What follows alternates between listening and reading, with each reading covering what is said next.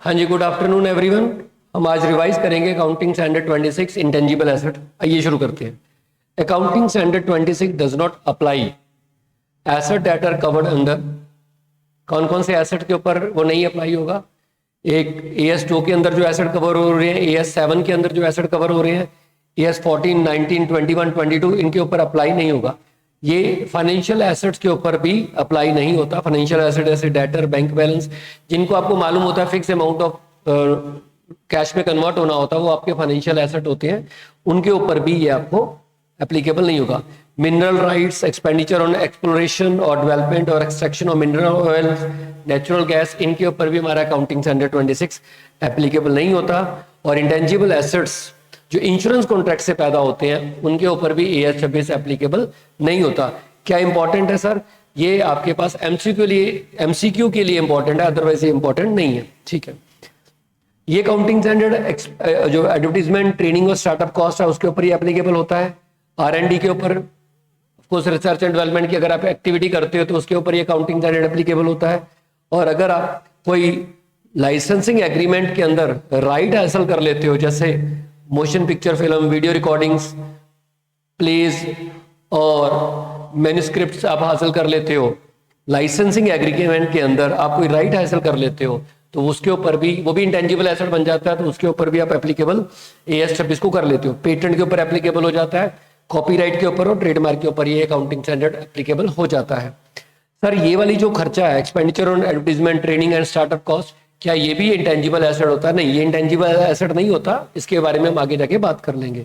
तो R&D, इसमें research वाला पार्ट जो होता है, इसके ऊपर ये इंटेंजिबल एसेट में कन्वर्ट नहीं होता, ये P&L में डेबिट होता है। डेवलपमेंट एक्टिविटीज के ऊपर जो खर्चा होता है वो इंटेंजिबल कॉस्ट का पार्ट होता है, लेकिन इसके ऊपर हम आगे जाके चर्चा कर लेंगे। सबसे पहले कुछ इंपॉर्टेंट टर्म्स हैं जो हमें पता होनी चाहिए, उसके बाद हम इंटेंजिबल एसेट, बेसिकली हम इंटेंजिबल एसेट की डेफिनेशन की बात करते हैं कि इंटेंजिबल एसेट्स होते क्या। सबसे पहले एसेट्स होंगे इंटेंजिबल एसेट। एसेट का मतलब ये आपके रिसोर्सेज होते हैं जो आपको फ्यूचर में इकोनॉमिक बेनिफिट देते हैं और जिसकी कॉस्ट आप लायबिलिटी से मेजर कर सकते हो, और ये आपके कंट्रोल में भी होते हैं। तो ये आपकी एसेट है। एसेट की डेफिनेशन में चार चीजें बड़ी जरूरी होती हैं। एक, वो आपके रिसोर्सेज होते हैं।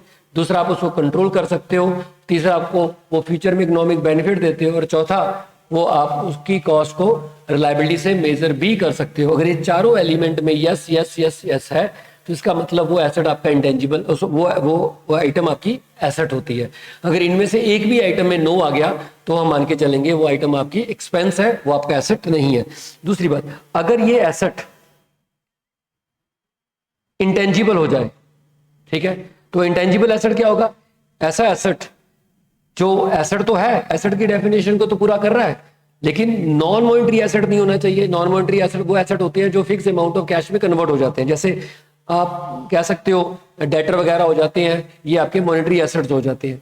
मॉनिटरी एसेट को छोड़ दीजिए, ऐसे एसेट्स जो नॉन मॉनिटरी एसेट ना हो लेकिन आइडेंटिफाइएबल हो और उसका फिजिकल सब्सटेंस ना हो, लेकिन यूज हो रहे हो प्रोडक्शन ऑफ गुड्स और सप्लाई ऑफ सर्विसेज में, रेंटल और अदर पर्पस और एडमिनिस्ट्रेशन पर्पस, वो आपके इंटेंजिबल एसेट्स होंगे। मैं दोबारा बता देता हूँ, इंटेंजिबल एसेट, पहली बात तो ये है कि आपके वो एसेट्स हैं।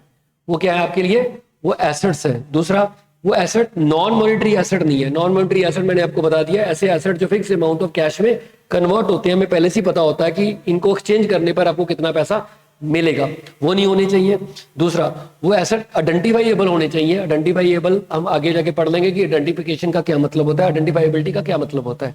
और उन एसेट का फिजिकल सब्सटेंस होना चाहिए, ठीक है, लेकिन वो एसेट किस पर्पस के लिए यूज होने चाहिए? यूज इन प्रोडक्शन और सप्लाई ऑफ गुड्स और सर्विसेज, रेंटल पर्पस के लिए और आपके एडमिनिस्ट्रेशन पर्पस के लिए। अगर आप इन एसेट का इस्तेमाल करते हो तो वो आपके लिए इंटेंजिबल एसेट बन जाएंगे। एसेट नॉन मॉनिटरी नहीं होनी चाहिए। एसेट की डेफिनेशन तो पूरी करनी पड़ेगी ना। एसेट के चार एलिमेंट तो आएंगे ही आएंगे। कंट्रोल में होना चाहिए, फ्यूचर में इकोनॉमिक बेनिफिट होना चाहिए, रिसोर्स होना चाहिए और उसकी कॉस्ट आप रिलायबिलिटी से मेजर कर सको। तो ये चार एलिमेंट तो एसेट की डेफिनेशन वैसी है। इसके साथ साथ अगर वो एसेट आइडेंटिफाइएबल भी है और अगर वो एसेट नॉन मॉनिटरी है और उसका सब्सटेंस नहीं है, तो इसका मतलब वो आपका इंटेंजिबल एसेट होगा।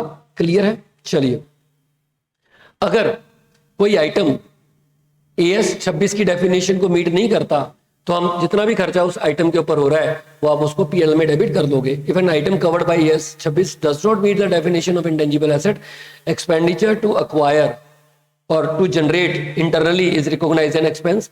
तो मतलब आप कोई आइटम के ऊपर खर्चा कर रहे हो लेकिन वो इंटेंजिबल एसेट की डेफिनेशन को मीट नहीं कर रहा, तो ऐसे केस के जितना खर्चा भी उसमें आपने इनकर किया होगा उसको आप कहाँ लेके जाओगे, आप पीएल में ले जाओगे। नेक्स्ट, उसके बाद कई बार क्या होता है कि एक इंटेंजिबल एसेट होते हैं और उसके साथ साथ फिजिकल सब्सटेंस भी होता है। सपोज करो आपने एक सॉफ्टवेयर बनाया, सॉफ्टवेयर को एक सीडी में राइट कर दिया, तो अब सीडी में फिजिकल सब्सटेंस भी है और सॉफ्टवेयर इंटेंजिबल है। तो ऐसे केस में यहाँ पे डोमिनेटिंग फैक्टर क्या है, ये आपका डोमिनेटिंग फैक्टर सॉफ्टवेयर है, तो फिजिकल सब्सटेंस भी इंटेंजिबल एसेट में ही क्लासिफाई हो जाएगा अगर डोमिनेटिंग फीचर आपका सॉफ्टवेयर है। तो the physical substance containing an intangible asset though tangible in nature is commonly treated as part of intangible asset contained in और ऑन इट। ये मैंने आपको बता दिया, अगर आपकी सीडी के ऊपर कोई सॉफ्टवेयर लिखा हुआ है तो सीडी जो है आपकी फिजिकल सब्सटेंस है, तो हम फिजिकल सब्सटेंस को भी यहाँ पर, क्योंकि डोमिनेटिंग फीचर क्या है, इंटेंजिबल एसेट है, यहाँ पर सॉफ्टवेयर है, तो उस केस में हम लोग फिजिकल सब्सटेंस को भी इंटेंजिबल एसेट का पार्ट बना लेंगे। ठीक है। दूसरा, कई केस में कोई एसेट होता है उसमें इंटेंजिबल और टेंजिबल एलिमेंट दोनों होते हैं, तो वहां पे इन प्रैक्टिस आपको देखना होता है कि कौन सा डोमिनेटिंग पार्ट है। अगर डोमिनेटिंग पार्ट टेंजिबल है तो आप पूरे एसेट को टेंजिबल एसेट मानोगे, पीपी में चला जाएगा, और अगर उसका जो डोमिनेटिंग फीचर आपका इंटेंजिबल एसेट है तो हम पूरे एसेट को इंटेंजिबल एसेट मानोगे, एएस 26 एप्लीकेबल हो जाएगा। क्लियर है, ये आपको समझ में आ गई होगी।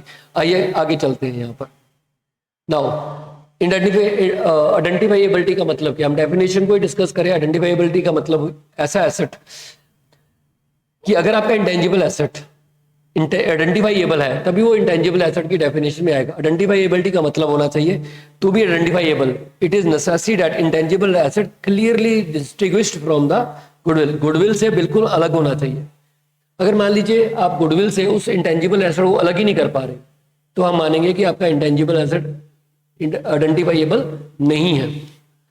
Intangible asset can be clearly distinguished from goodwill अगर आप उस एसेट को रेंट पे दे सकते हो, सेल कर सकते हो, एक्सचेंज कर सकते हो, distribute the specific future economic benefit attributable to the asset without also disposing the future economic benefit that flow from the other asset. इसका मतलब ये कि कोई भी इंटेंजिबल एसेट उसमें आइडेंटिफिकेशन बड़ी इंपॉर्टेंट है। कई बार क्या होता है कि हमें समझ में नहीं आ रहा होता कि इस पर्टिकुलर इंटेंजिबल एसेट से आपको रेवेन्यू कितना जनरेट हो रहा है, रेंट कितना जनरेट हो रहा है, बेनिफिट कितने जनरेट हो रहे हैं, तो आपको कई सारे एसेट को मिला के आप रेवेन्यू जनरेट कर रहे होते हो, तो आप उसको आइडेंटिफाई नहीं कर पा रहे। जब आप किसी इंटेंजिबल एसेट को आइडेंटिफाई नहीं कर पा रहे तो इसका मतलब आप उसको इंडिविजुअली ना तो रेंट पे दे पाओगे, ना आप उसको सेल कर पाओगे, ना आप उसको एक्सचेंज कर पाओगे, ना ही उसके इकोनॉमिक बेनिफिट किसी को ट्रांसफर कर पाओगे। ठीक है, तो अगर आप ऐसा नहीं कर सकते तो आप मान के चलिए कि आपकी आइडेंटिफिकेशन उस एसेट को लेकर नहीं है, उसको गुडविल का ही पार्ट ट्रीट कर लेंगे, हम उसको separate asset intangible asset treat नहीं करेंगे। इंटेंजिबल एसेट में प्रॉब्लम क्या होती है, आइडेंटिफिकेशन की प्रॉब्लम इसलिए पैदा होती है कि उनका सब्सटेंस नहीं होता, दिखते नहीं है वो एसेट्स, और हमें जो लग रहा होता है कि हम जो रेवेन्यू आ रहा है हो सकता है गुडविल की वजह से आ रहा हो सकता है उस इंटेंजिबल एसेट अकेले की वजह से आ रहा हो सकता है कि कॉपीराइट हो, पेटेंट हो, गुडविल हो, कंबाइन करके रेवेन्यू जनरेट कर रहे हो। तो जरूरी होता है कि आप वो जो इंडिविजुअल एसेट है वो आइडेंटिफाई हो जाए। आइडेंटिफिकेशन करने के लिए जरूरी है कि आप उसको उस इंडिविजुअल एसेट को सेल कर सको, उसको एक्सचेंज कर सको, उसको ट्रांसफर कर सको, ठीक है, उसके यूज को ट्रांसफर कर सको, उसके इकोनॉमिक बेनिफिट को किसी और को ट्रांसफर कर सको। अगर आप ऐसा कर सकते हो तो मान के चलिए कि वो एसेट आइडेंटिफाइएबल है, और अगर एसेट आइडेंटिफाइएबल नहीं है तो वो इंटेंजिबल एसेट में सेपरेटली ट्रीट नहीं होगा, उसको गुडविल का पार्ट ही मान लिया जाएगा। ठीक है। दूसरा, एसेट के ऊपर कंट्रोल होना बड़ा जरूरी है। अगर एसेट के ऊपर कंट्रोल नहीं है तो भी आप, क्योंकि एसेट की डेफिनेशन में ये है कि एसेट रिसोर्स होना चाहिए, कंट्रोल होना चाहिए, और उसका फ्यूचर इकोनॉमिक बेनिफिट आपको मिलना चाहिए, और उसकी कॉस्ट लायबिलिटी से मेजर हो। तो कंट्रोल का मतलब क्या होता है? कंट्रोल का मतलब होता है कि जब उस एसेट से मिलने वाले इकोनॉमिक बेनिफिट हम दूसरों के लिए रिस्ट्रिक्ट कर देते हैं तो इसका मतलब हम उस एसेट को कंट्रोल कर रहे हैं। दोबारा रिपीट कर रहा हूं, कंट्रोल का मतलब होता है कि अगर उस एसेट से मिलने वाले इकोनॉमिक बेनिफिट हम दूसरों के लिए रिस्ट्रिक्ट कर देते हैं कि भाई तुम इसका बेनिफिट यूज नहीं कर पाओगे, पहले पे करो फिर हम आपको बेनिफिट अलाउ करेंगे, तो इसका मतलब आप उस एसेट को कंट्रोल कर सकते हो। तो कंट्रोलेबिलिटी बहुत इंपॉर्टेंट होती है। एक और बात, अगर मान लीजिए आप किसी एसेट को कंट्रोल नहीं कर सकते तो वो एसेट आपकी इंटेंजिबल एसेट की डेफिनेशन को ही नहीं पूरा कर पा रहा, तो अल्टीमेटली वो जितना भी खर्चा उसके ऊपर जाएगा वो एक्सपेंस ट्रीट कर लोगे। मान लीजिए आपके पास बहुत ज़्यादा लॉयल स्टाफ है, लेकिन आप जानते हो कि वो लॉयल स्टाफ है, रिसोर्स है आपके पास, वो आपको फ्यूचर में इकोनॉमिक बेनिफिट भी दे रहा है और आप उसकी कॉस्ट को मेजर भी कर पा रहे हो, बट आप जानते हो कि उसको आप कंट्रोल नहीं कर सकते, वो एम्प्लॉई आपको कभी भी छोड़ के जा सकता है। इसलिए जो एम्प्लॉई कॉस्ट होती है वो एक्सपेंस बनती है, उसको एसेट का पार्ट ट्रीट नहीं करते। तो कंट्रोलेबिलिटी बहुत इंपॉर्टेंट होता है। क्लियर है?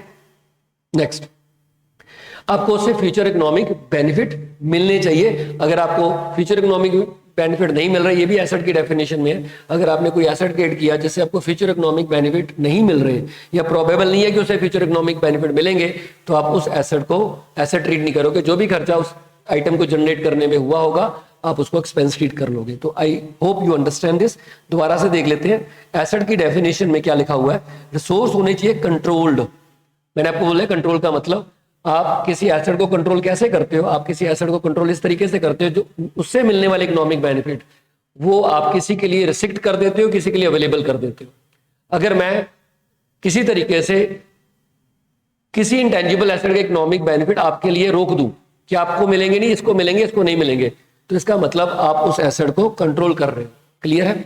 दूसरा, उसे फ्यूचर इकोनॉमिक बेनिफिट मिलने चाहिए। बिल्कुल, अगर फ्यूचर इकोनॉमिक बेनिफिट नहीं मिल रहे, प्रोबेबल ही नहीं है, प्रोबेबल का मतलब होता है मोर लाइकली देन नॉट कि आप उस एसेट इकोनॉमिक बेनिफिट जनरेट करोगे, तो इसका मतलब वो आपके एसेट की डेफिनेशन में फॉल करेगा ही नहीं। तो कोई भी एसेट इंटेंजिबल एसेट तब बनेगा पहले वो एसेट की डेफिनेशन को पूरा करे। ठीक है? उसके बाद वो आइडेंटिफाइएबल होना चाहिए। आइडेंटिफाइएबल का मतलब वो सेपरेटली आइडेंटिफाई हो गुडविल से। कई बार मैंने आपको बता दिया कि कई सारे इंटेंजिबल एसेट कलेक्टिवली मिलके आपको रेवेन्यू जनरेट करते हैं, और जब आप उनको अलग अलग करने की कोशिश करते हैं तो आप उनको अलग नहीं कर पाते, आप उनको सेपरेटली सेल नहीं कर पा रहे हो, आप उनको सेपरेटली एक्सचेंज नहीं कर पा रहे हो, आप उनको सेपरेटली उनके इकोनॉमिक बेनिफिट को अलग से आइडेंटिफाई नहीं कर पा रहे हो, उनको ट्रांसफर नहीं कर पा रहे हो। तो दैट मीन्स वो सेपरेट जो एसेट है वो आइडेंटिफाइबल नहीं है सेपरेटली, तो उसे गुडविल का पार्ट ही मान लिया जाता है। तो सेपरेट आइडेंटिफिकेशन किसी इंडिविजुअल एसेट को ट्रीट करने के लिए बड़ी जरूरी है। टेंजिबल एसेट में आइडेंटिफिकेशन की जरूरत नहीं होती क्योंकि उसका सब्सटेंस होता है, लेकिन जो आपके ये इंटेंजिबल एसेट्स होते हैं इनमें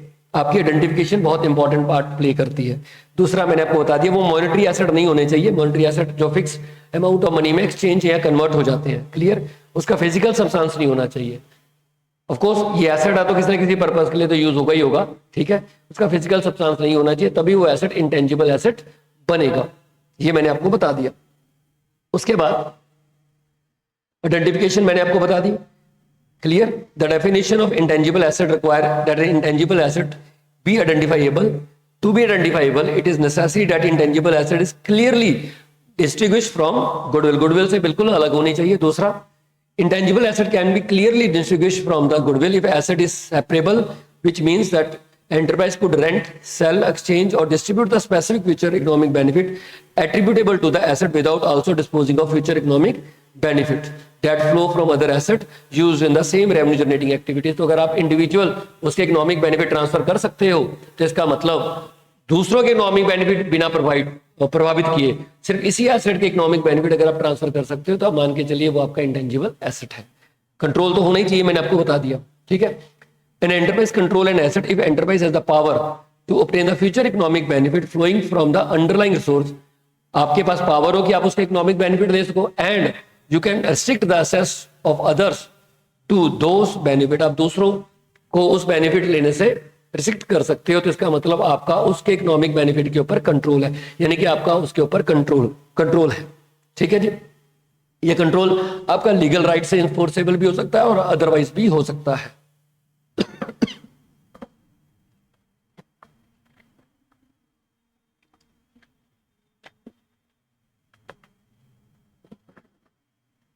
तो ये जो कंट्रोल है ये लीगल राइट से भी हो सकता है। ठीक है? That are enforceable in court of law, कि मेरे पास लीगल राइट है कि मैं आपको उसके इकोनॉमिक बेनिफिट लेने से रोक सकता हूं, या अदरवाइज भी हो सकता है। However legal enforceability of an right is not necessary condition for control. ठीक है जी?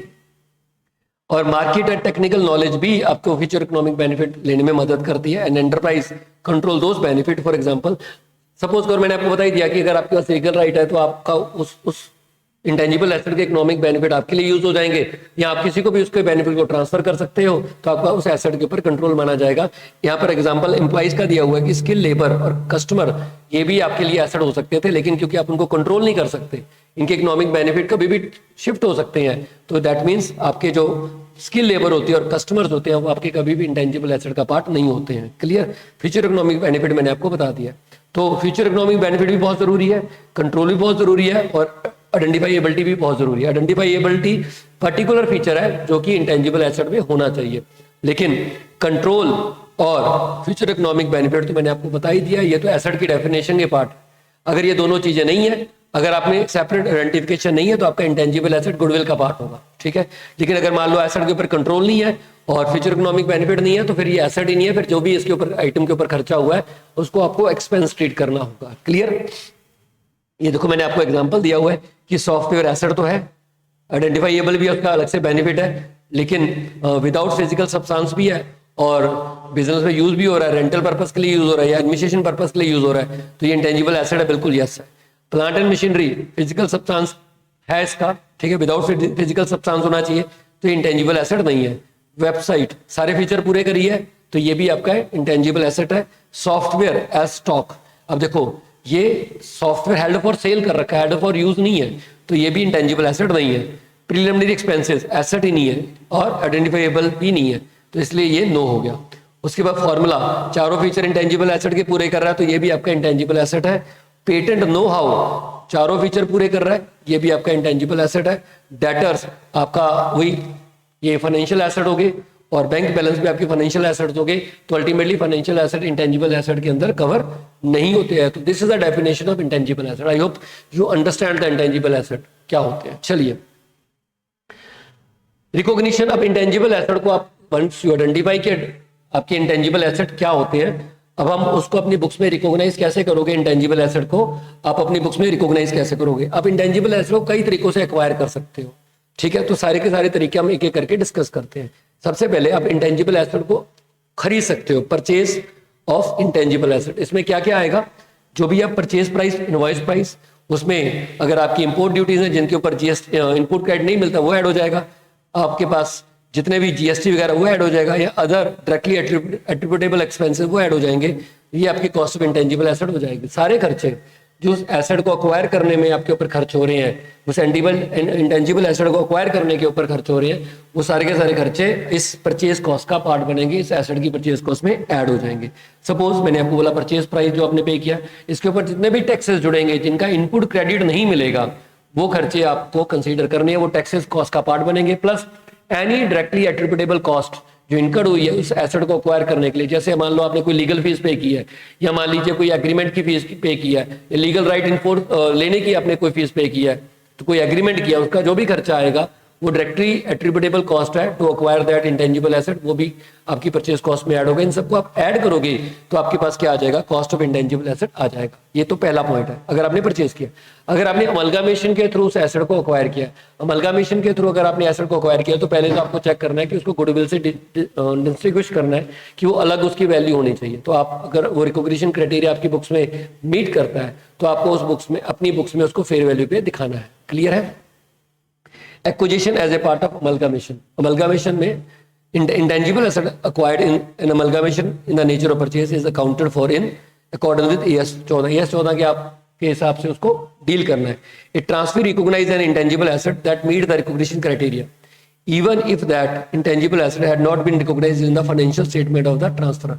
मान लो आप ट्रांसफर कंपनी हो, तो आपकी बुक्स में इंटेंजिबल एसेट नहीं है, उसको आपने इंटेंजिबल एसेट ट्रीट नहीं किया, लेकिन मेरी बुक्स, ट्रांसफर की बुक्स में उसको मैंने, वो रिकॉग्निशन क्राइटेरिया मीट कर रहा है मेरी बुक्स में इंटेंजिबल एसेट का, तो मैं उसे इंटेंजिबल एसेट रिकॉर्ड कर लूंगा। किस प्राइस पे रिकॉर्ड करूंगा, ठीक है, फेयर वैल्यू पे रिकॉर्ड करूंगा।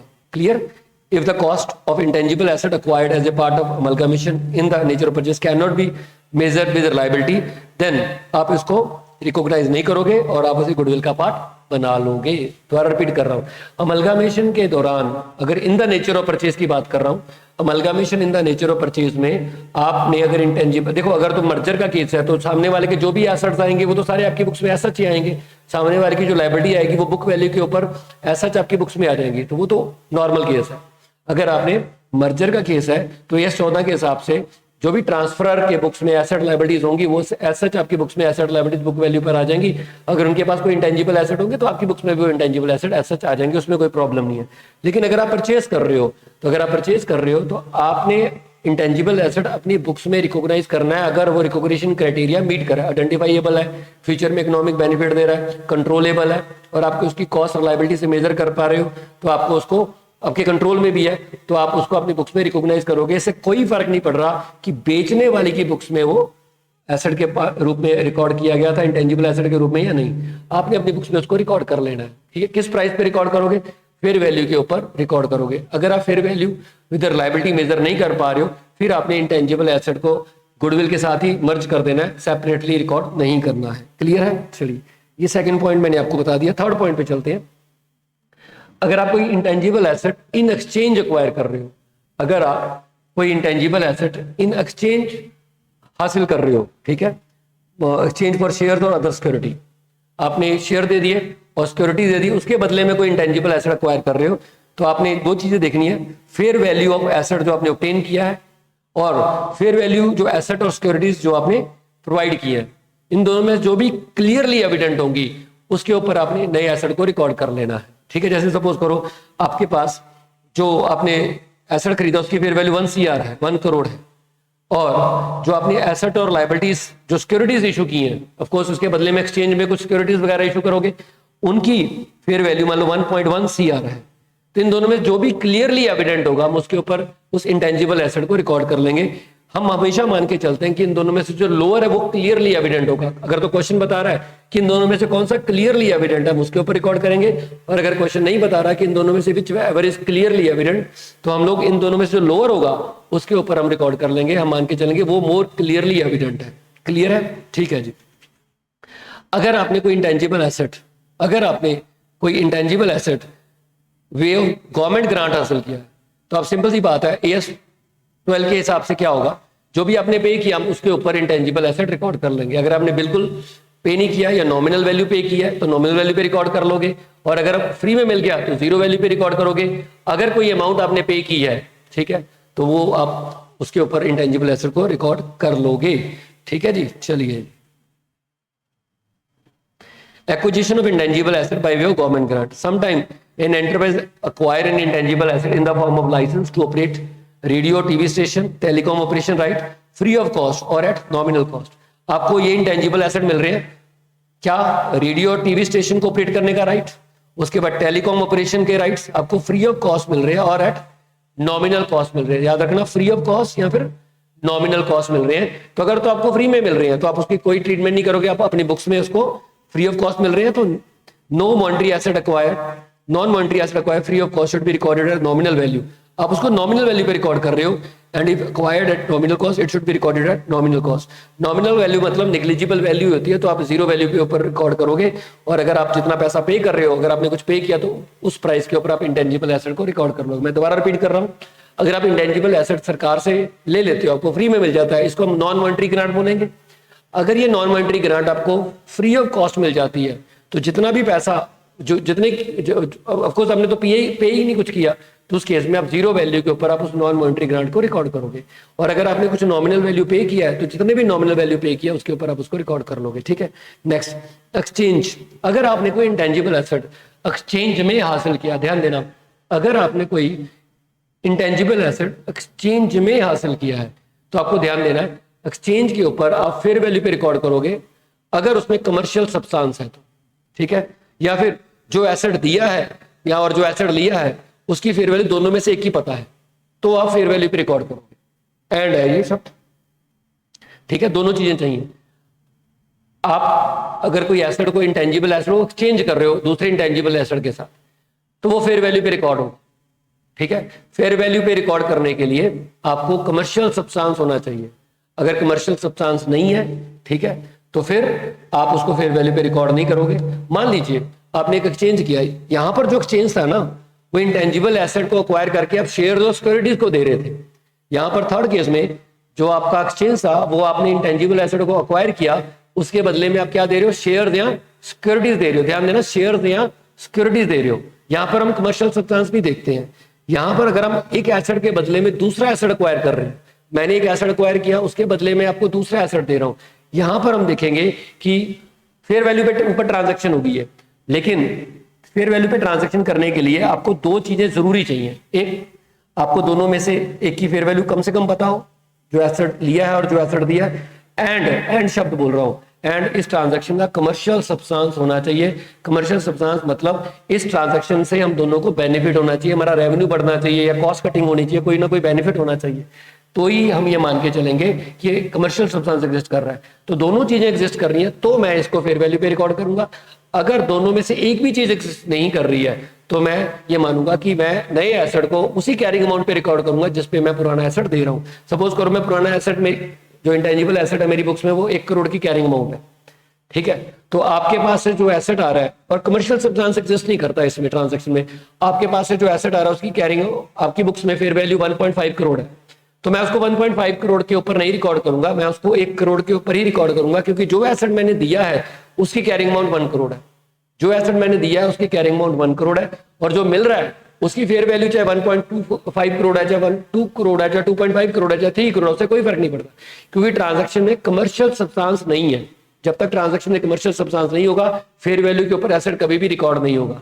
तो ऐसे केस में जो मेरा एसेट जाएगा उसकी जो कैरिंग अमाउंट होगी उसी के ऊपर मैं जो एसेट नया आएगा उसको रिकॉर्ड करूंगा।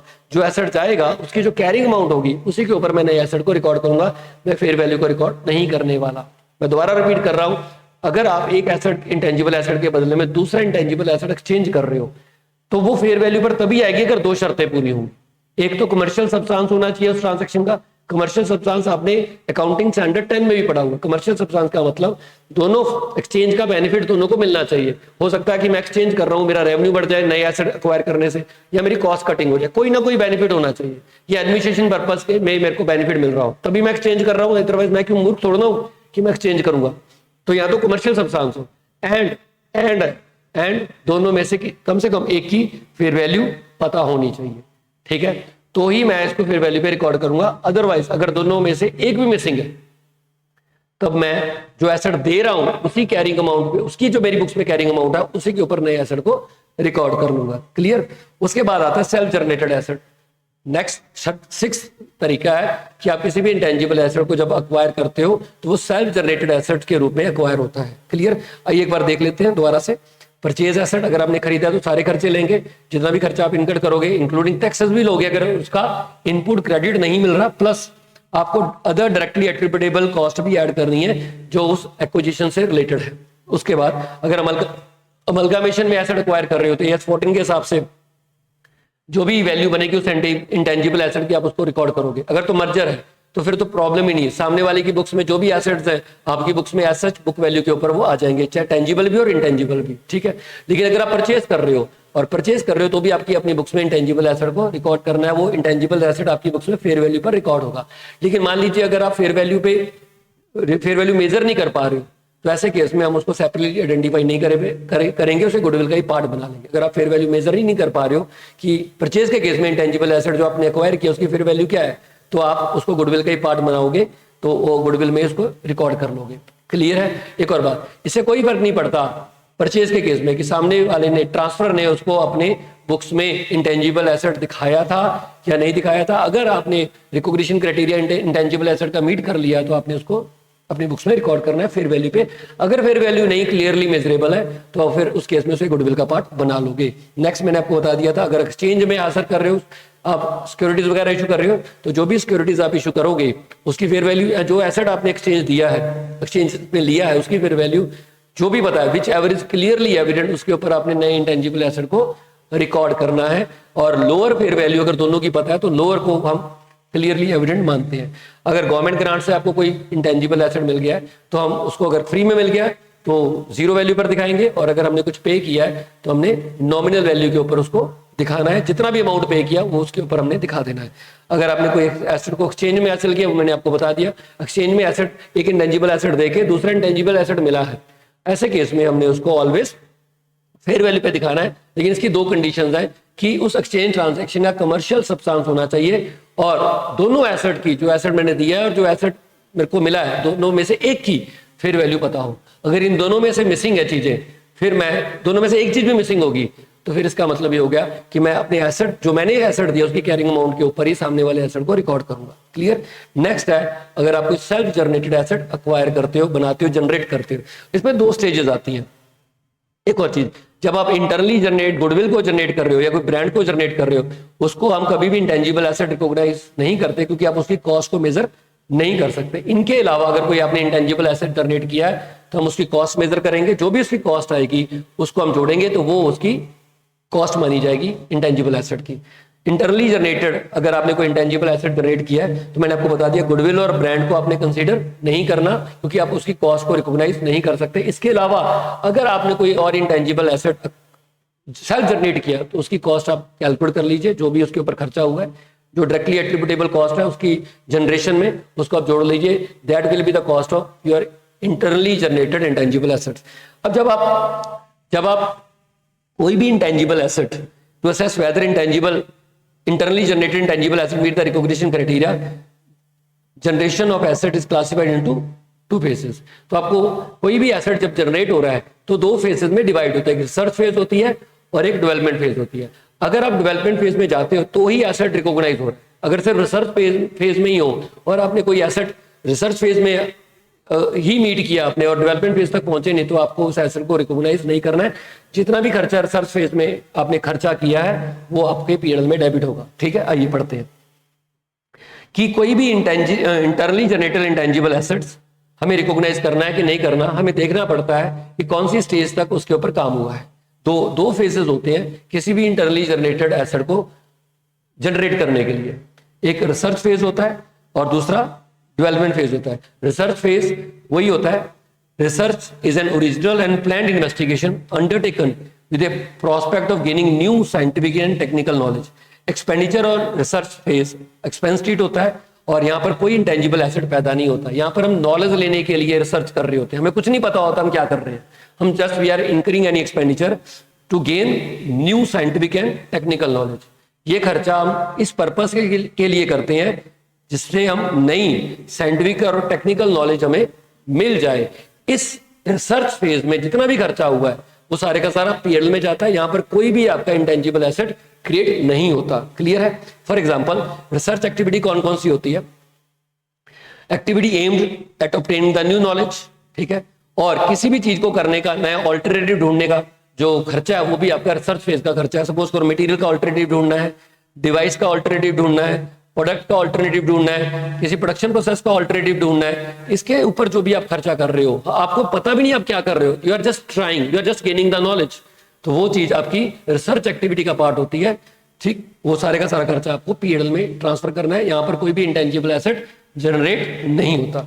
उसके बाद आती है डेवलपमेंट फेज।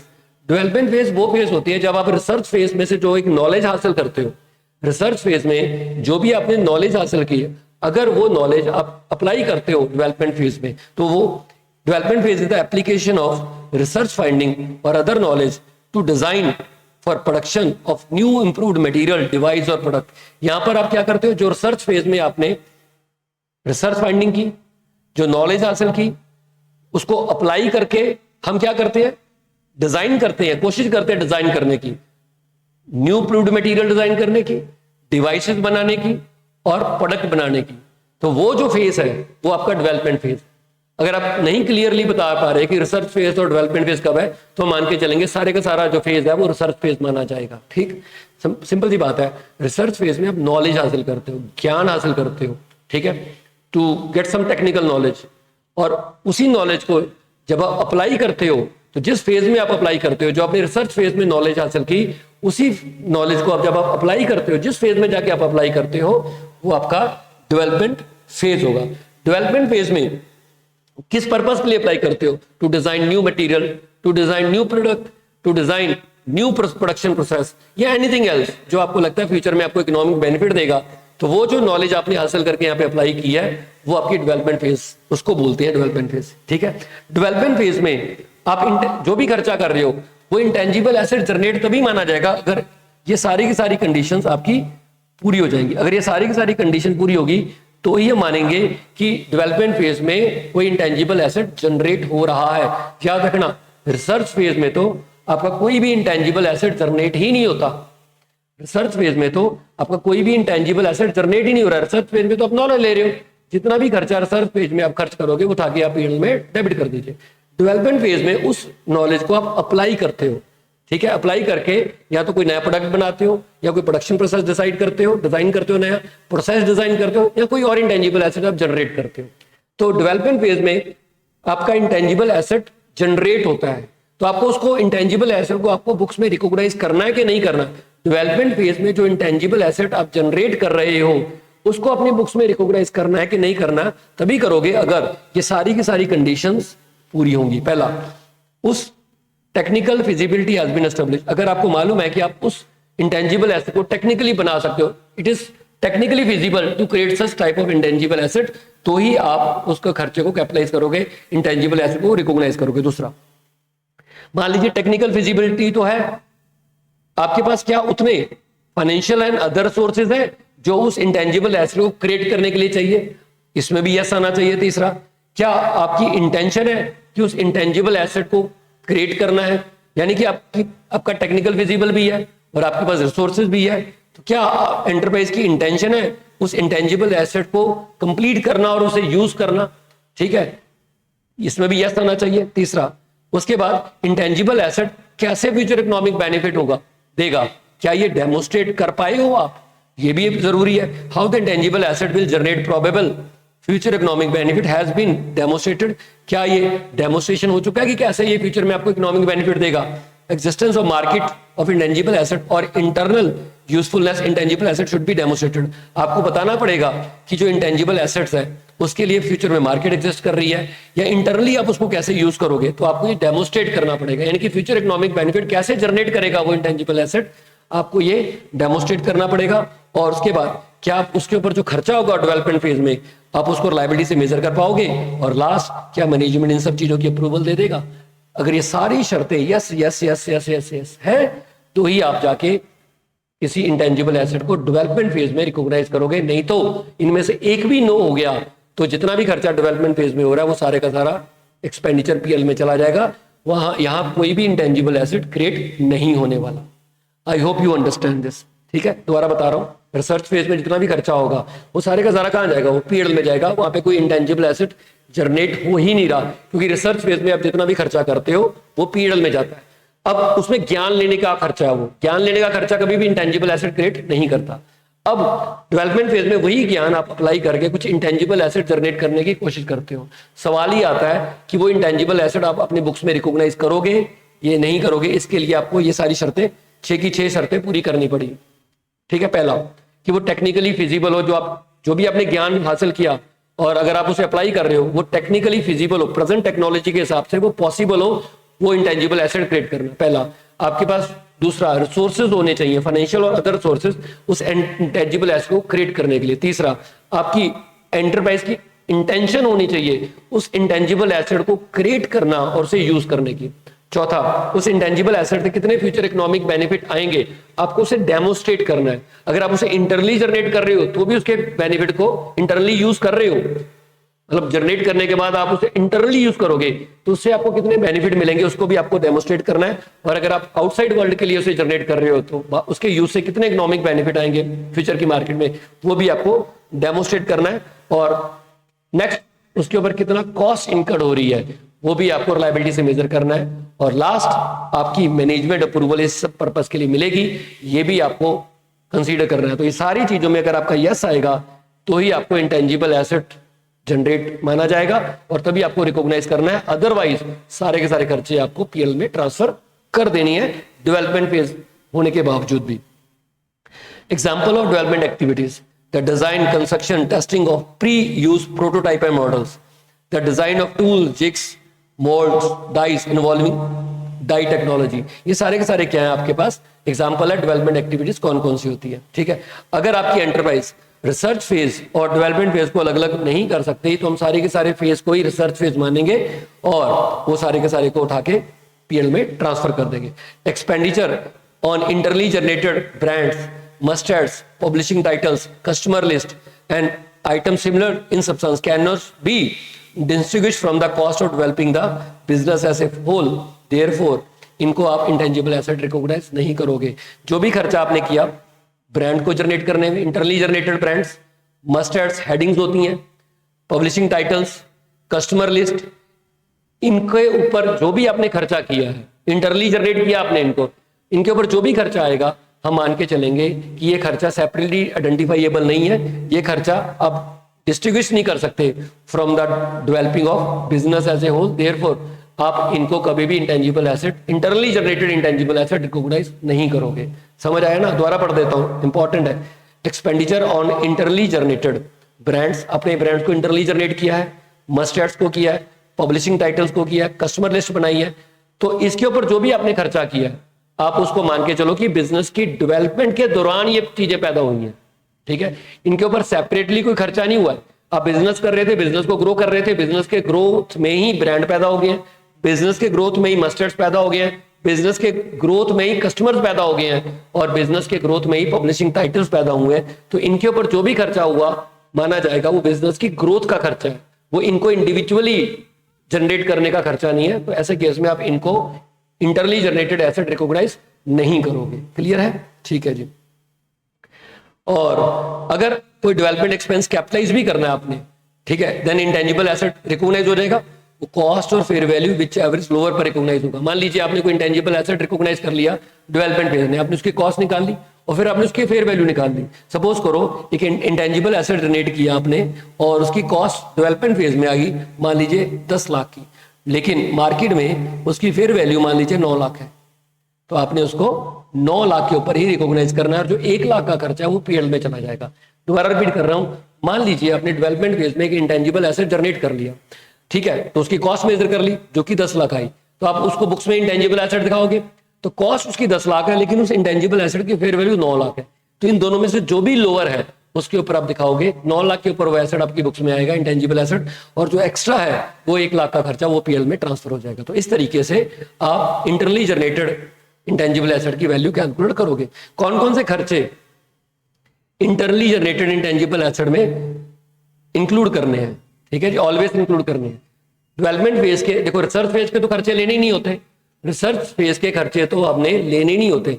कौन कौन से खर्चे ऐसे होते हैं जो डेवलपमेंट फेज के खर्चे हैं और आप इंटेंजिबल एसेट को रिकॉग्नाइज भी कर रहे हो, कौन कौन से खर्चे उसकी कॉस्ट में कंसीडर करने हैं जब आप इंटेंजिबल एसेट को रिकॉग्नाइज करोगे। दोबारा रिपीट कर रहा हूं, जब आप इंटरनली जनरेटेड इंटेंजिबल एसेट को रिकॉग्नाइज कर रहे हो तो रिसर्च फेज के खर्चे तो आपने लेने नहीं है, तो डेवलपमेंट फेज के कौन कौन से खर्चे आपको लेने होते हैं? पहला, expenditure on material and services used और consume in generating intangible asset. Intangible asset को यूज बनाने में कितना मटेरियल और कितनी सर्विसेज यूज या कंज्यूम हुई है वो आपने लेना है, material and services. Salary and wages of those people who directly engaged in generating intangible asset.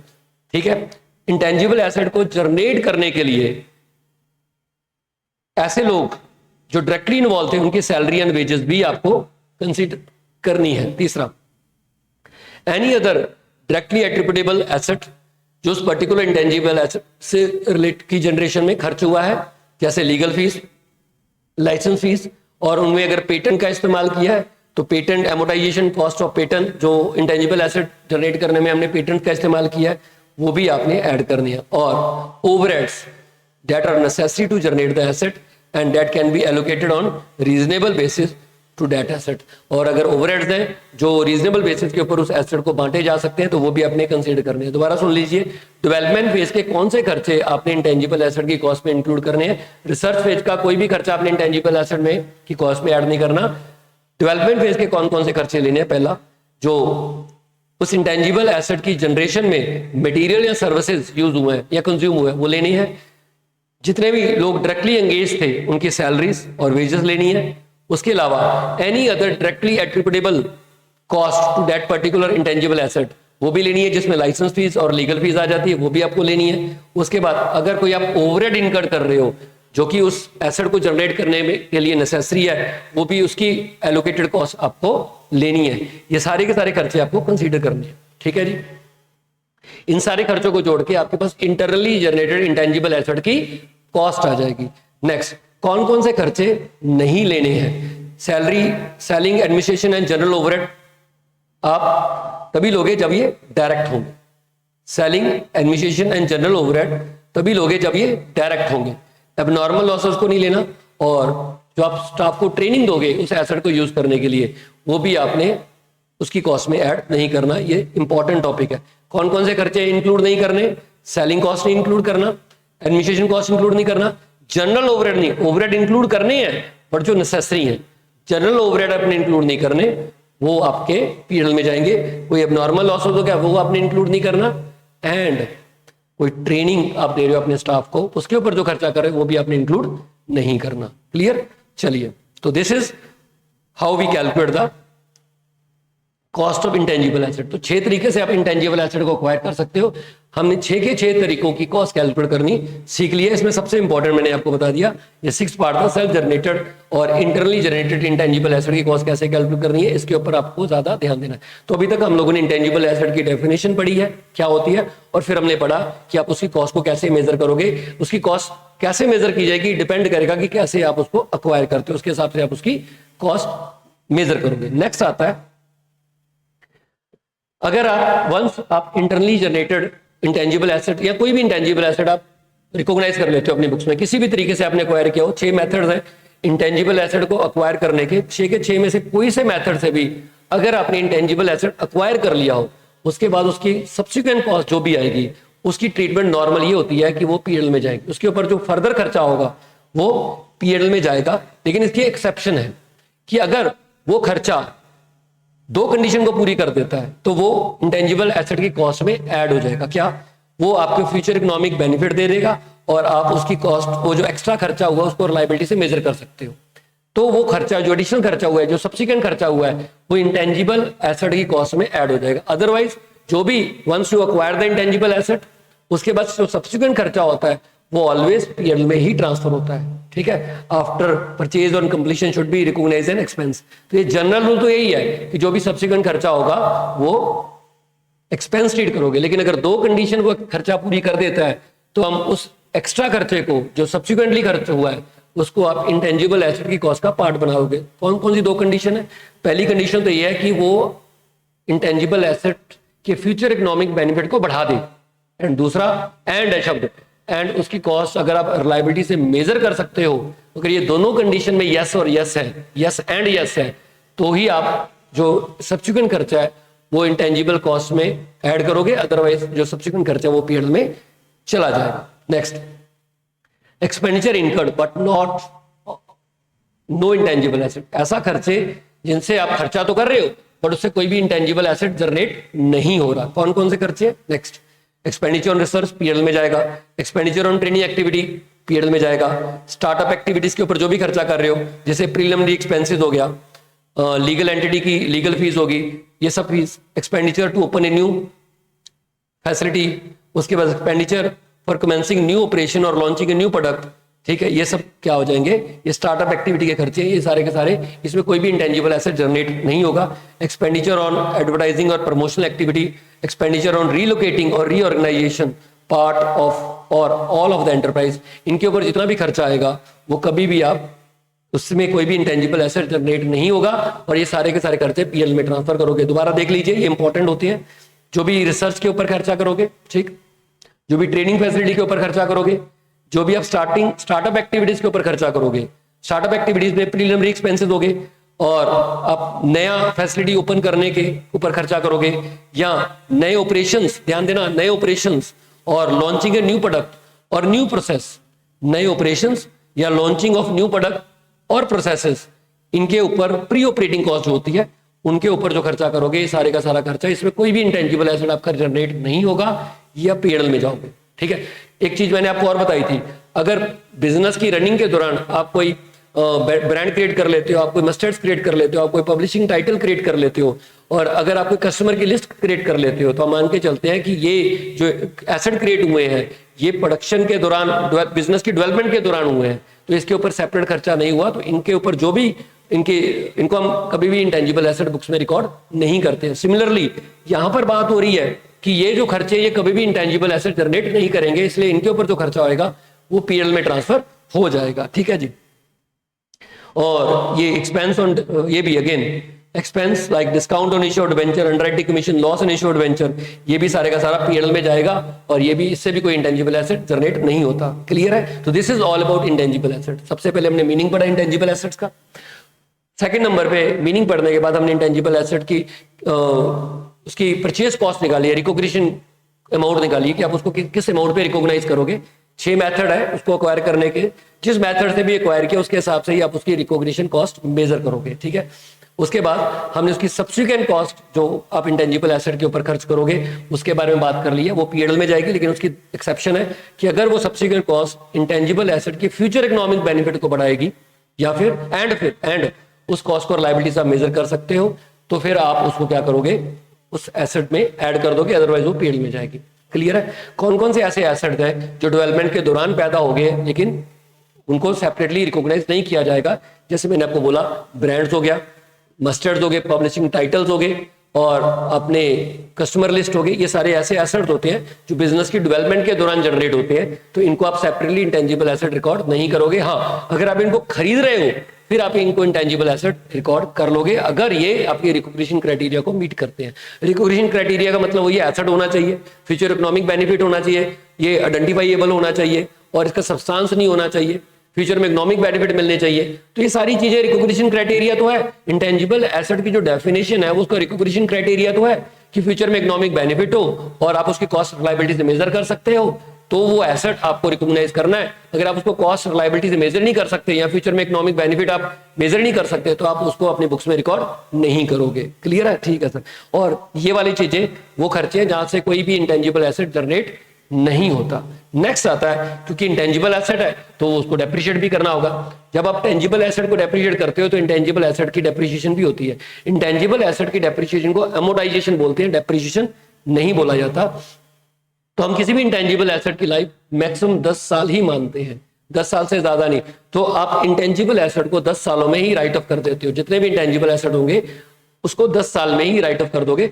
अगर उसकी लीगल लाइफ कम है तो कम लाइफ मान लेंगे, अदरवाइज हम उन सारे के सारे इंटेंजिबल एसेट की लाइफ 10 साल ही मानोगे। ठीक है, तो सर क्या हम उस किसी भी इंटेंजिबल एसेट की लाइफ 10 साल से ज्यादा मान सकते हैं? बिल्कुल मान सकते हैं, ये पढ़ते हैं।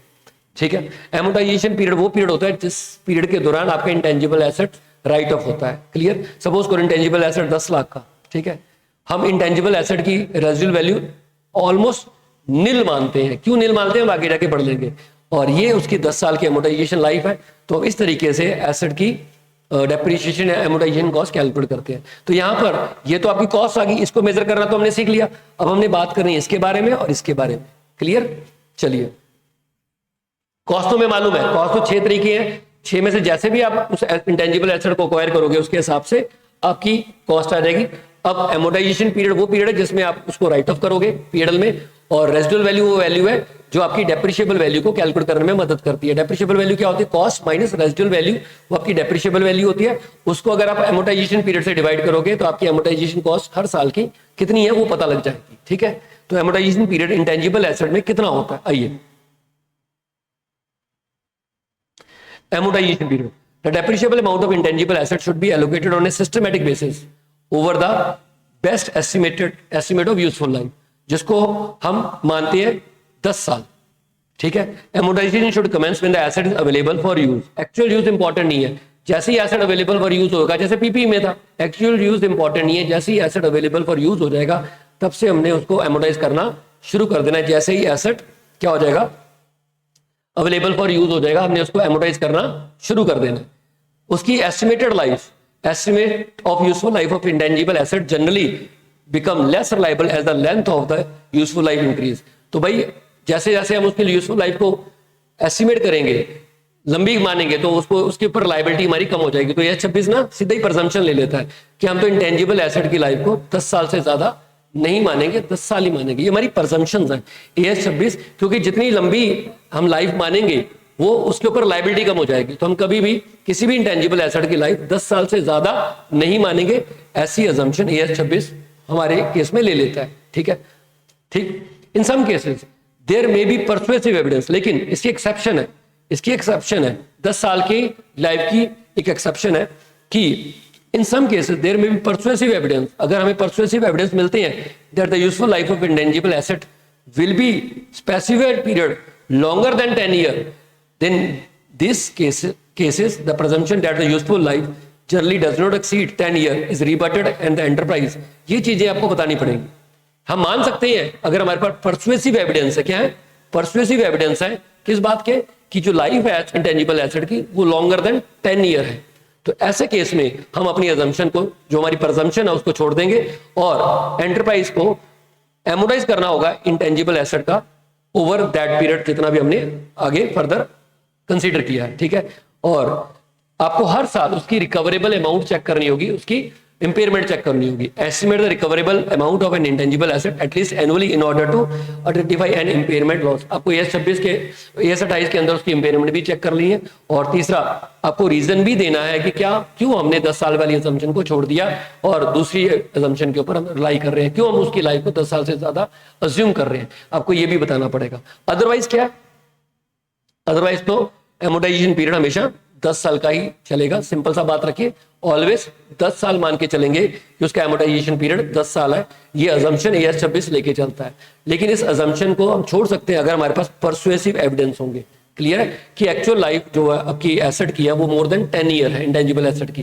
तो ऐसे केस में अगर आप ये मान के चलते हो कि actual life more than 10 year है, तो उस केस में आपको क्या क्या चीजें करनी पड़ेंगी, आपको उस इंटेंजिबल एसेट को उस एक्चुअल लाइफ में एमोटाइज करना होगा ऑफ कोर्स। उसके बाद हमें उसकी रिकवरेबल वैल्यू भी एनुअली चेक करनी होगी to check impairment of intangible asset AS 28 के अंदर। और तीसरा आपको रीजन बताने पड़ेंगे कि आपने अपनी जो प्रेजम्पशन थी 10 साल की वो क्यों छोड़ दी है, कौन कौन से सिग्निफिकेंट फैक्टर्स हैं जिन्होंने इसके लिए रोल प्ले किया है। तो ये आपका एमोटाइजेशन पीरियड वाला पॉइंट हो गया। उसके बाद एमोटाइजेशन मेथड यानी कि डेप्रिसिएशन का मेथड कौन सा होगा, देखो 3 मेथड्स हैं, एक तो स्ट्रेट लाइन मेथड है, दूसरा डिमिनिशिंग बैलेंस मेथड है और तीसरा आपका यूनिट ऑफ प्रोडक्शन मेथड है, ठीक है। जो भी मोर एक्यूरेट उस इकोनॉमिक बेनिफिट को मेजर करेगा वो वाला मेथड हम लोग फॉलो कर लेंगे। Clear? A variety of amortization method can be used to allocate the depreciable amount of an asset on systematic basis over the useful life. This method include straight line method हो सकता है आपका, diminishing balance method हो सकता है और unit of production method हो सकता है। The method used for an asset is selected based on expected pattern of consumption of economic benefit. वो intangible asset आपको किस रेशियो में इकोनॉमिक बेनिफिट देगा, वो इंटेंजिबल एसेट आपको किस रेशियो में इकोनॉमिक बेनिफिट देगा, उसकी रेशियो में ही हम लोग मान के चलेंगे, वो उसी के हिसाब से डिसाइड करेंगे कि हमारा कौन सा मेथड होगा। अगर हमें लगता है कि वो बेनिफिट सिमिलर दे रहा है हर साल तो हम स्ट्रेट लाइन मेथड फॉलो कर लेंगे। अगर हमें लगता है कि आपका बेनिफिट फॉल कर रहा है, इनिशियल पीरियड में ज्यादा था और लेटर पीरियड में वो फॉल कर रहा है, तो आप WDB यानी कि डिमिनिशिंग बैलेंस मेथड फॉलो कर लेंगे। अगर हमें मालूम है, हमें पता है कि कितना कितना हर साल वो आउटपुट प्रोड्यूस करेगा वो, तो उसकी रेशियो में हम लोग यानी कि यूनिट ऑफ प्रोडक्शन मेथड हम इस्तेमाल करके उसको एमोटाइज कर देंगे। ये वाला मेथड हम लोग फॉलो कर लेंगे। क्लियर? और जितना भी आप एमोटाइजेशन आएगा वो आपका ऑफ कोर्स पीएल में ट्रांसफर होगा। जो डेप्रिसिएशन भी पीएल में जाता है तो एमोटाइजेशन कॉस्ट भी पीएल में ही जाएगी। नेक्स्ट आता है residual value. Residual value intangible asset के हम ऑलवेज निल मान के चलेंगे। मान के चलेंगे कि इंटेंजिबल एसेट की कोई रेजिडुअल वैल्यू नहीं होती है, बट इसके साथ एक्सेप्शंस हैं। एक्सेप्शन ये है कि if there is a commitment by third party to purchase the asset at the end of the useful life, और हमें लगता है कि इस एसेट की एक्टिव मार्केट है और वो मार्केट उस समय भी एग्जिस्ट कर रही होगी जिस समय हमारा एसेट की रेजिडुअल लाइफ खत्म होगी, तब भी उस एसेट उसकी एक्टिव मार्केट होगी और उस मार्केट में बिक जाएगा। अगर इन दोनों में से एक भी चीज हो रही है तो मान के चलेंगे कि एसेट की रेजिडुअल वैल्यू निल नहीं है। अदरवाइज हम हमेशा मान के चलेंगे कि एसेट की जो रेजिडुअल वैल्यू है वो ऑलवेज निल है। क्या है? निल। हमेशा जीरो मान के चलेंगे। कौन कौन सी दो एक्सेप्शन है? अगर हम थर्ड पार्टी के साथ कोई एग्रीमेंट कर लेते हैं कि वो इस इंटेंजिबल एसेट को एक पर्टिकुलर पीरियड के बाद खरीद लेगा, तो जितने का भी खरीदेगा वो हमारी रेजिडुअल लाइफ हो जाएगी। ठीक है। दूसरा, अगर हमें पता है कि there is an active market for the asset, हमें मालूम है कि उस एसेट की एक्टिव मार्केट है और residual value can be determined by reference to that market, और उस मार्केट को देख के हम रेजिडुअल वैल्यू को, इंटेंजिबल एसेट की रेजिडुअल वैल्यू को डिटरमिन कर लेंगे। और हमें यह भी मालूम है, एंड हमें मालूम है कि ये मार्केट तब भी एग्जिस्ट हो रही होगी जब एसेट की यूजफुल लाइफ खत्म होगी। ठीक है। अगर इन दोनों में से कहीं पर भी आप फॉल कर गए तो हम रेजिडुअल वैल्यू को कंसीडर कर लेंगे, अदरवाइज रेजिडुअल वैल्यू ऑलवेज निल मानी जाएगी। सर रेजिडुअल वैल्यू निल क्यों मानी जाती है? सिंपल सा कारण है, इंटेंजिबल एसेट है, हम मान के चलते हैं कि ये बिकेगा नहीं सेपरेटली, जब एक उसकी लाइफ खत्म हो जाएगी तो उसकी नेग्लिजिबल वैल्यू होगी तो हम उसको निल अज्यूम कर लेते हैं। अगर हाँ किसी के साथ आपने एग्रीमेंट कर लिया है तो वो वाली वैल्यू हम रेजिडुअल वैल्यू मान लेंगे कि वो इतने पे आगे खरीदेगा। और या फिर दूसरा केस ये है कि अगर हमें लगता है कि इस इंटेंजिबल एसेट की एक्टिव मार्केट एग्जिस्ट कर रही है तो एक्टिव मार्केट के रेफरेंस से हम लोग क्या कैलकुलेट कर लेंगे, वो रेजिडुअल वैल्यू एस्टिमेट कर लेंगे। और ये भी मान के चलेंगे जब एसेट की यूजफुल लाइफ खत्म हो जाएगी तब भी एक्टिव मार्केट एग्जिस्ट कर रही होगी, तो उस केस में वो वाली रेजिडुअल वैल्यू ले लेंगे, अदरवाइज हम लोग रेजिडुअल वैल्यू ऑलवेज निल मान के चलेंगे। ठीक है, next review of amortisation period and amortisation method.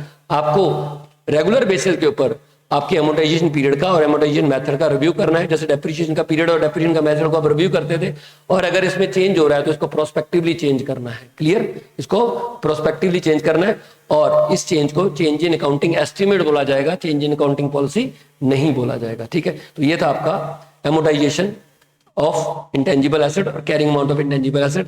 Amortisation period 10 साल है। इसकी अगर हमारे पास परसुएसिव एविडेंस है तो ये ज्यादा भी हो सकता है, अगर ज्यादा है तो ये 3 चीजें आपको मेंशन करनी पड़ेंगी। ठीक है, दूसरा एमोटाइजेशन मेथड, हम देखेंगे कि आपको इकोनॉमिक बेनिफिट उस एसेट से किस रेशियो में मिल रहे हैं, उसके हिसाब से हम डिसाइड करेंगे कि इकोनॉमिक कौन सा मेथड ऑफ एमोटाइजेशन होगा। जनरली स्ट्रेट लाइन मेथड होगा, WDV हो सकता है, या यूनिट ऑफ प्रोडक्शन मेथड हम लोग फॉलो करेंगे। ठीक, और जितना भी एमोटाइजेशन कॉस्ट आएगी वो पीरियड में ट्रांसफर होगी। रेजिडुअल वैल्यू में ऑलवेज मान के चलेंगे 0 है, बट इसकी एक्सेप्शंस हो सकती है। अगर आपने किसी के साथ कमिटमेंट कर रखी है कि वो थर्ड पार्टी आके उस प्राइस के ऊपर आपसे वो एक पर्टिकुलर पीरियड के बाद एक्वायर कर लेगी तो वो रेजिडुअल वैल्यू मान लेंगे। या फिर अगर उस इंटेंजिबल एसेट की एक्टिव मार्केट है जो आज एग्जिस्ट कर रही है, फ्यूचर में भी एग्जिस्ट करनी चाहिए, जब हमें लगता है कि आप इंटेंजिबल एसेट को डिस्पोज ऑफ करोगे, अगर वो पता है वैल्यू तो वो भी हम कंसीडर कर लेंगे, वो रेजिडुअल वैल्यू हो जाएगी।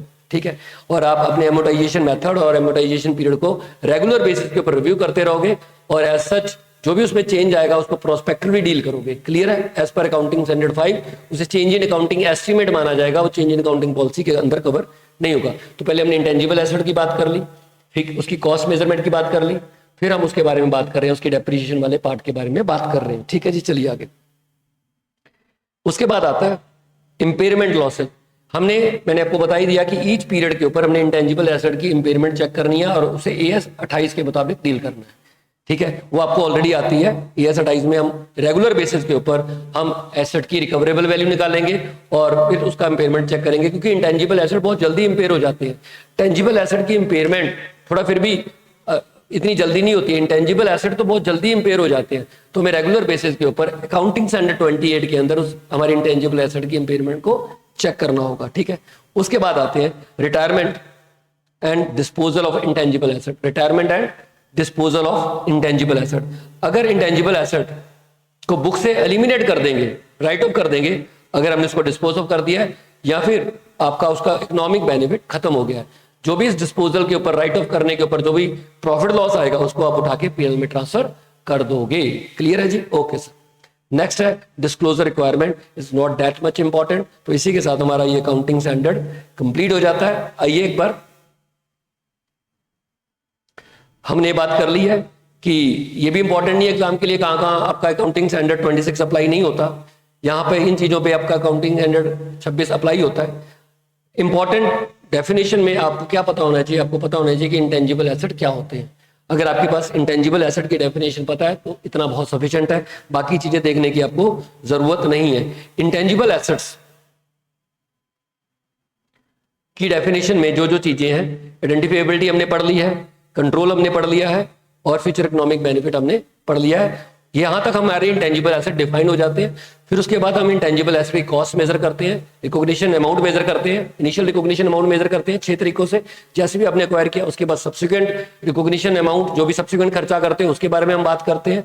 और फिर हम बात करते हैं कि उसकी डेप्रिसिएशन एमोर्टाइजेशन कैसे होती है, और फिर हम उसकी सेल या इंपेयरमेंट के बारे में बात करते हैं, फिर हम उसकी सेल के बारे में बात करते हैं।